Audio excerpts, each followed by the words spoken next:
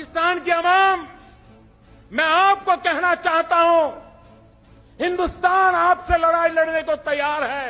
आओ आओ, हिम्मत हो, हम दोनों लड़ाई लड़े। नरेंद्र मोदी, लगता है आपने दुनिया की तारीख पढ़ी नहीं, लगता है आपकी डिग्री जाली थी।